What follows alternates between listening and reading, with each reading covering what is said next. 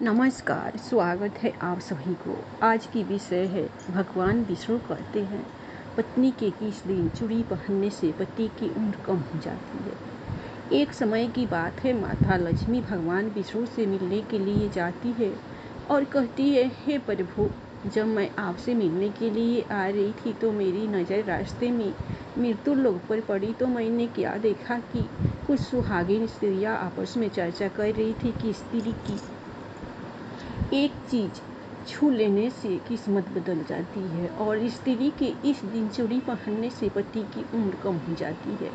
स्वामी, मैंने जब से उस चर्चा को सुना है मेरा मन विचलित हो गया है, इसलिए मेरा आपसे अनुरोध है कि आप मुझे मेरे इन दोनों प्रश्नों का उत्तर देकर संतुष्ट करें। भगवान विष्णु ने कहा, हे देवी, मैं तुम्हें तुम्हारे इन दोनों प्रश्नों का उत्तर एक छोटी सी कहानी के माध्यम से दूंगा, मगर मेरी एक शर्त है कि मैं जब तक यह कहानी तुम्हें सुनाऊं तब तक तुम मन लगाकर यह कहानी पूरी सुनना, क्योंकि आधी अधूरी कहानी सुनने से आधा अधूरा ज्ञान ही प्राप्त होता है जो किसी काम का नहीं होता है। भगवान विष्णु की बात सुनकर माता लक्ष्मी कहती है, ठीक है स्वामी, मैं आपको वचन देती हूँ कि कहानी पूरा मन लगाकर ही सुनूंगी। आप कहानी सुनाना आरंभ कीजिए। भगवान विष्णु कहते हैं, सुनो देवी, एक नगर में एक सेठ रहता था। वह बहुत ही धनवान था, उसके पास सब कुछ था, आलीशान दुकानें थी, रहने के लिए अच्छा सा मकान था। उस सेठ के 3 लड़के थे, तीनों लड़कियों की शादी हो चुकी थी। सेठ की 3 बहुएं थी, उनका स्वभाव बहुत ही अच्छा था, अपने सास ससुर और पति की खूब सेवा किया करती थी, इसलिए घर में सुख शांति का वातावरण था। सेठ के बड़े लड़के का स्वभाव अच्छा नहीं था, इसलिए सेठ के बड़े लड़के की उसके माँ बाप से नहीं बनती थी, इसलिए सेठ ने बड़े लड़के को धन नहीं दिया और अपने दोनों छोटे लड़के को और तीनों बहुओं में बांट दिया था, जिसकी वजह से बड़े लड़के की आर्थिक स्थिति अच्छी नहीं थी। भगवान विष्णु कहते हैं, हे देवी, एक बार सेठ अपने मन में सोचता है कि भगवान ने मुझे सब कुछ दिया है पर एक बेटी नहीं दी। यदि एक बेटी होती तो मैं अपने मन की सारी बातें अपनी बेटी को बताता और बेटी को बहुत ही लाड प्यार करता। भगवान विष्णु कहते हैं, देवी, सेठ अपनी सेठानी के साथ में अपना जीवन जी रहा था, मगर एक बेटी की कमी सेठ को हमेशा ही महसूस होती रहती थी। सेठ हमेशा अपने घर के पास स्थित मंदिर में श्री राधा रानी के दर्शन करने जाया करते थे। एक दिन जब सेठ मंदिर में राधा रानी के दर्शन करने गए थे, उस दिन मंदिर में एक संत पधारी हुई थी। सेठ को उदास देखकर संत ने सेठ से पूछा, तुम उदास क्यों हो? तो सेठ बोले, महाराज, मेरे कोई बेटी नहीं है, इसलिए मैं उदास हूँ। फिर संत मुस्कुराए और बोले, यदि जीवन में किसी का अभाव है तो उसकी जगह भगवान को बिठा लेना चाहिए। सेठ बोला, महाराज, मेरे तो कोई बेटी नहीं है तो मुझे क्या करना चाहिए? फिर संत बोले, सेठ, तुम एक काम करो, तुम बरसाने की बेटी श्री राधा को ही अपनी बेटी क्यों नहीं मान लेते हो? भगवान विष्णु ने कहा है, हे देवी, इस प्रकार उस संत की बात सेठ को बहुत पसंद आई और उसी दिन राधा रानी का एक बड़ा सा चित्र मंगवाया और उसे अपने कमरे में लगा लिया। अब तो सेठ का जीवन पूरा बदल गया। उठते बैठते सोते जागते श्री राधा रानी को अपनी बेटी मानकर उनसे बातें करने लगते थे और इतना ही नहीं, सेठ को अपनी बेटी राधा रानी को हर बात बताने में बहुत ही आनंद आता था। इस प्रकार सेठ की राधा रानी में ऐसी लगन लगी, जब भी वे दुकान पर जाते थे तो श्री राधा रानी को भोग लगाकर प्रसाद पाकर ही जाते थे और शाम को लौटते थे तो राधा रानी को प्रणाम करते और उनसे बातें करते और भोग लगाकर प्रसाद ग्रहण करते थे। भगवान विष्णु कहते हैं कि हे देवी, उस सेठ ने जब से राधा रानी को अपनी बेटी के रूप में स्वीकार किया तब से सेठ हर समय पर संचित रहता था। जब भी सेठ से कोई पूछता था कि तुम्हारे कितने बच्चे हैं तो सेठ हमेशा यही कहता कि मेरे 3 बेटे, 3 बहुएं और एक बेटी है। भगवान विष्णु ने कहा कि हे देवी, एक दिन सेठ के घर में चूड़ी पहनाने वाली मणिहारी आई तो राधा रानी ने सोचा कि आज तो दिन ठीक नहीं और आज के दिन चूड़ी पहनना शुभ नहीं होता, इसलिए श्री राधा रानी ने अपनी माया से उस मणिहारिन की चूड़ियों का रंग खराब कर दिया। जिससे सेठ की बहुओं ने चूड़ी नहीं पहनी और मनिहारिन को वापस भेज दिया। उधर जब 2 दिन के बाद में वही मनिहारिन उन चूड़ियों को देखती है तो वे चूड़ियाँ सुंदर हो जाती है। फिर मनिहारिन उन्हीं चूड़ियों को लेकर के सेठ के घर वापस आती है तो सेठ की तीनों बहुएं चूड़ियाँ पहनती है और बाद में राधा रानी भी चूड़ियाँ पहनने के लिए प्रकट होती है। जब राधा रानी प्रकट हुई तो मनिहारिन ने जब राधा रानी का स्वरूप देखा तो मनिहारिन उन्हें देखती ही रह गई। फिर राधा रानी मनिहारिन से कहने लगी, मुझे भी चूड़ियाँ पहनाओ। उधर राधा रानी की बात सुनकर मनिहारिन ने मन में विचार किया कि हो सकता है कि सेठ जी के घर कोई मेहमान आए हो, क्योंकि हमेशा तो मैं जब भी इस घर में चूड़ियाँ पहनाने आती तो सेठ की केवल 3 बहुएं ही दिखाई पड़ती है जो मैं हमेशा से चूड़ियाँ पहनती थी, मगर आज यह चौथी बेटी नजर आई है। लगता है कोई मेहमान होगी। भगवान विष्णु कहते हैं कि हे देवी, फिर ऐसा सोचकर उस मनिहारिन राधा रानी को चूड़ियाँ पहना दी। जब राधा रानी चूड़ी पहन करके एक ओट में जाकर अंत ध्यान हो गई, सभी को चूड़ियाँ पहना करके मनिहारिन हमेशा की तरह चूड़ियाँ का पैसा लेने के लिए सेठ जी की दुकान पर चली गई।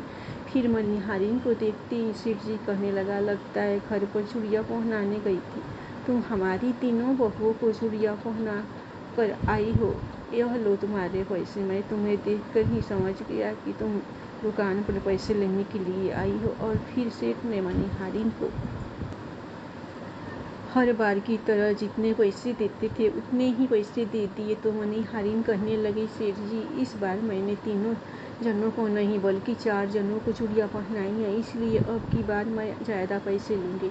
भगवान विष्णु कहते हैं, हे देवी, मनिहारिन की बात को सुनकर सेठ कहने लगा, हमारे घर में तो 3 बहुएं के अलावा तो कोई चौथी और है ही नहीं, फिर तुमने चूड़ियाँ किसे पहनाई? तो मनिहारिन कहने लगी, सेठ जी, मैं नहीं जानती, लेकिन मैं तो सिर्फ इतना जानती हूँ कि मैंने तो आपके घर 4 जनों को चूड़ियाँ पहनाई है। फिर इस प्रकार मनिहारिन की बात को सुन करके सेठ कहने लगा, ठीक है, पहले तो तुम 3 जनों के पैसे ले जाओ, बाकी के पैसे पहले घर पर आकर पता करूँगा कि चौथा कौन है जिसे तुमने चूड़ी पहनाई है। मनिहारिन बोली, ठीक है सेठ जी, पहले आप घर पर पता कीजिए, उसके बाद मुझे मेरे पैसे दे देना। और ऐसा कहकर वह मनिहारिन सेठ की दुकान से चली गई। भगवान विष्णु कहते हैं, हे देवी, शाम को सेठ जी जब घर पर पहुँचे तो उन्होंने घर पर मनिहारिन के बारे में पूछा। उनकी बहुओं ने कहा कि केवल हम तीनों ने ही चूड़ियाँ पहनी थी। तो सेठ कहने लगा, यही बात तो मैंने मनिहारिन को काफ़ी समय तक समझाई कि हमारे घर में केवल 3 ही जने हैं, चौथा और कोई नहीं है जिसे तुमने चूड़ियाँ पहनाई, मगर वो मनिहारिन यह बात मानने के लिए तैयार नहीं थी और बार बार उसका यही कहना है कि मैंने 4 जनों को चूड़ियाँ पहनाई। भगवान विष्णु कहते हैं, हे देवी, इस प्रकार सेठ सारी बात भूल गया और अपने नित्य काम में लग गया। सेठ राधा राधा बोलते बोलते श्री राधा रानी को भोग लगा करके भोजन करके सो गया। और जब सेठ की नींद आ गई तो सेठ के सपने में राधा रानी प्रकट हुई और अपनी आंखों में आंसू थे। उनकी आंखों में आंसू थे। सेठ ने पूछा, बेटी उदास क्यों हो? तो श्री राधा रानी बोली, पिताजी, आज मेरा मन बहुत दुखी है। मैंने अपने पिता का घर समझकर यहाँ आराम से चूड़ियाँ पहनी थी, परंतु पिताजी, आपने उस मनिहारिन को चूड़ियाँ का मोल नहीं चुकाया।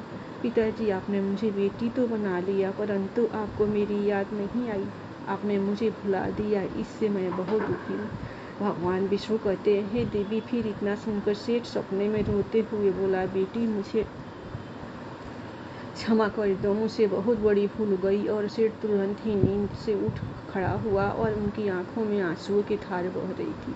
सेठ ने तुरंत ही तिजोरी से पैसे निकाले और मनिहारिन के घर की तरफ चल दिया। सेठ ने मनिहारिन के घर का दरवाज़ा खटखटाया। मनिहारिन ने दरवाज़ा खोलकर देखा तो सेठ जी खड़े थे। मनिहारिन कहने लगी, सेठ जी, इतनी रात को आपका कैसे आना हुआ? और फिर मनिहारिन सेठ को अपने घर के अंदर ले गई और सेठ की आंखों में आंसू थे। फिर सेठ मनिहारिन से कहने लगा, तुम्हारे जैसा बड़ भागी कोई नहीं है तो बहुत ही भाग्यशाली हो। तो मनिहारिन कहने लगी, सेठ जी ऐसा क्या हुआ? तो सेठ बोला, मैंने राधा जी को अपनी बेटी बनाया है, परंतु मैंने उन्हें कभी भी अपनी आंखों से नहीं देखा, लेकिन तुमने आज उन्हीं राधा जी को अपने हाथों से चूड़ियाँ पहनाई है। आज तुम्हारे जैसा भाग्यशाली धरती पर कोई दूसरा नहीं। मैं तुम्हें अपनी बेटी की चूड़ियों का मूल चुकाने आया हूँ। और यह कहकर सेठ जी ने रुपये से भरी हुई थैली मनिहारिन के सामने रख दी और कहा, इसमें से जो भी लेना है ले लो। भगवान विष्णु कहती हैं कि हे देवी, जब मनिहारिन ने सुना कि स्वयं राधा रानी उनसे चूड़ियाँ पहनने आई थी तो मनिहारिन के आंखों से भी आंसू की धारा बहने लगी और सती मनिहारिन बोली, सेठ जी, मैं राधा रानी की चूड़ियों के पैसे कैसे ले सकती है? ऐसा सौभाग्य किसे मिलता है जो मुझे मिला, और मैंने राधा रानी को अपने हाथों से चूड़ियाँ पहनाई। मैं आपसे बिटिया राधा रानी की चूड़ियों के पैसे कभी भी नहीं दूंगी। भगवान विष्णु कहते हैं, हे देवी, परंतु सेठ नहीं माना। सेठ ने रुपयों से भरी हुई थैली मनिहारिन के घर पर रख दी और वहाँ से सीधे घर आए और अपनी पत्नी को लेकर के श्री राधा रानी के मंदिर में चले गए। और उस दिन के बाद से सेठ जी ने अपना सब कुछ छोड़ करके संन्यास ले लिया और अपना शेष जीवन राधा रानी के मंदिर में राधा जी की भक्ति करते हुए बिता दिया। भगवान विष्णु कहते हैं, हे देवी, इधर सेठ मंदिर में राधा रानी की भक्ति में खो जाता है और अपनी पत्नी के साथ में मंदिर में रह करके राधा रानी की भक्ति करने लगता है। उधर राधा रानी बड़े लड़के के सपने में पहुंच जाती है और कहती है, तुम अपनी माँ की सेवा नहीं करते हो, इसलिए तुम्हारी ऐसी स्थिति है। तुम आज से ही अपनी माँ के चरण छूना आरंभ कर दो। रातों रात तुम्हारा भाग देखना कैसे बदलता है। भगवान विष्णु कहते हैं, हे देवी, इस प्रकार से सेठ का बड़ा लड़का अपनी माँ के चरणों को रोजाना छूने लगा और फिर धीरे धीरे बहुत बड़ा आदमी बन गया। इसके बाद धन की कोई कमी नहीं रही। फिर भगवान विष्णु कहते हैं, देवी, तुम अपने पहले प्रश्न का उत्तर समझ लो। तुम्हारा पहला प्रश्न था कि स्त्री की कौन सी चीज़ उसे बिना बताए छूने से रातों रात भाग बदल जाता है। तो ठीक से समझ लो, जो इंसान सेठ के बड़े लड़के की तरह अपनी माँ के चरणों की सेवा करता है, माँ के चरणों का अमृतपान करता है, उसका सोया हुआ भाग जाग जाता है और एक दिन वह इंसान बहुत बड़ा आदमी बनता है। भगवान विष्णु कहते हैं कि हे देवी, तुम्हारे दूसरे प्रश्न का उत्तर सुनो। तुम्हारा दूसरा प्रश्न था कि स्त्री की किस दिन चूड़ी पहनने से पति की उम्र कम हो जाती है। तो सुनो, जिस दिन मनिहारिन सेठ की तीनों बहुओं को चूड़ियाँ पहनाने के लिए आई थी तो राधा जी ने देखा कि उस दिन मंगलवार था, इसलिए राधा जी ने अपनी माया से उन चूड़ियों का रंग काला कर दिया था, जिससे सेठ की बहुओं को चूड़ियों का रंग पसंद नहीं आया। और फिर मनिहारिन अगले 2 दिन के बाद आई। उस दिन शुक्रवार था और उस दिन राधा रानी की कृपा से चूड़ियों का रंग सुंदर हो जाता है और सेठ की तीनों बहुएं राधा रानी चारों चूड़ियाँ पहनती है। और इस तरह हमेशा के लिए सचेत रहने के लिए राधा रानी सेठ के बड़े लड़के की तरह सेठ की तीनों बहुओं के सपने में आती है और चूड़ी का महत्व बताते हुए कहती है कि हर सुहागिन स्त्री को चूड़ी पहनने से पहले कुछ बातों का विशेष ध्यान रखना चाहिए। सुहागिन स्त्री को 21 चूड़ी पहननी चाहिए। नई चूड़ी हमेशा सुबह या शाम को पहननी चाहिए। नई चूड़ी हमेशा रविवार या शुक्रवार को ही पहननी चाहिए। इस दिन पहनने से पति की उम्र बढ़ती है। चूड़ी मंगलवार और शनिवार को ना तो खरीदनी चाहिए और ना ही पहननी चाहिए, इससे पति की उम्र कम होती है। चूड़ी 16 श्रृंगार में से एक होती है, इसलिए जब भी चूड़ी पहने तो सोच समझ कर ही पहननी चाहिए। वीडियो को लाइक करें और हमारे धार्मिक ज्ञान चैनल को सब्सक्राइब जरूर करें। धन्यवाद। प्रेम से बोलिए राधा, जय राधा कृष्ण। हरे राम हरे कृष्ण।